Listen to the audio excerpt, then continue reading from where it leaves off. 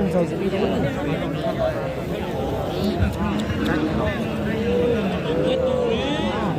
哦哟，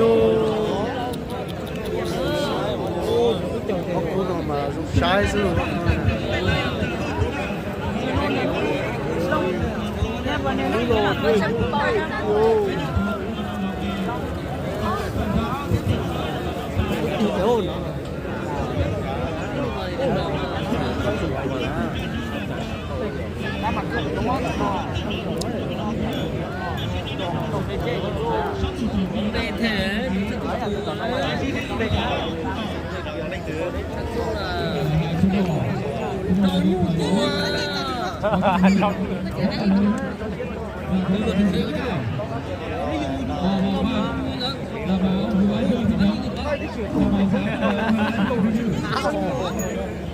Ngồi chứ sao?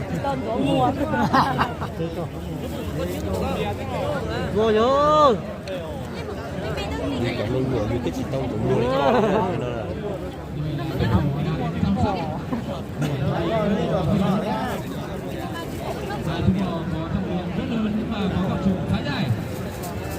nhiều xây nữa.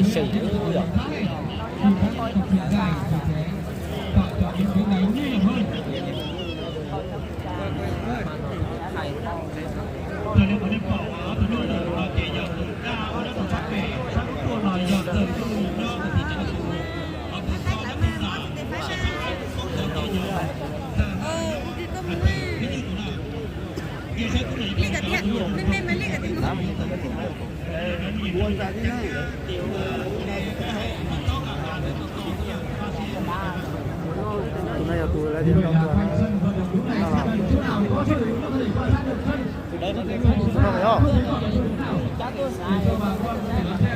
Nó đầu chục tuổi nữa rồi nè.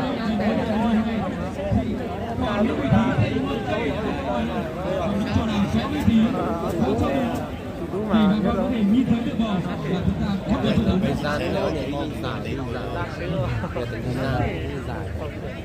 dài giờ cũng sao này ốc cú đi à Trồng mó đấy, mó như thế trồng mó chứ đấy.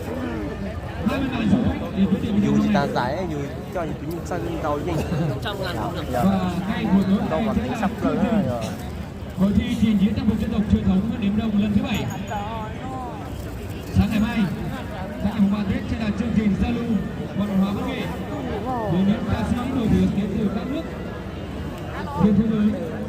Và tối ngày mai, tối ngày 3 Tết sẽ là chương trình hội thi cho 2 phút cho nó chăm sóc cho ngày mùng 4 là chương trình thi có Tập khởi, sao sắp thực chiến? Trời ơi.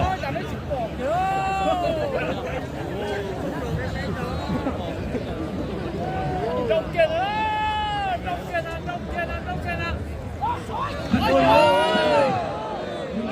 Mà biết từ hết đâu. Chói tè rồi, máy tè, con tè. Cú dung này nha. Chói tè. Ôi, chạy đi.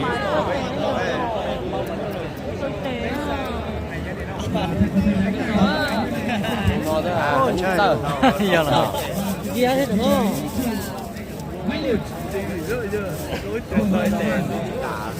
Thám đen đã bỏ đi.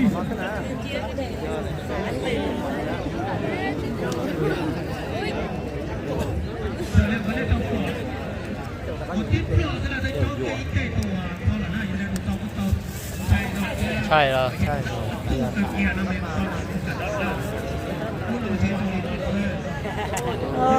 Chối tè nữa.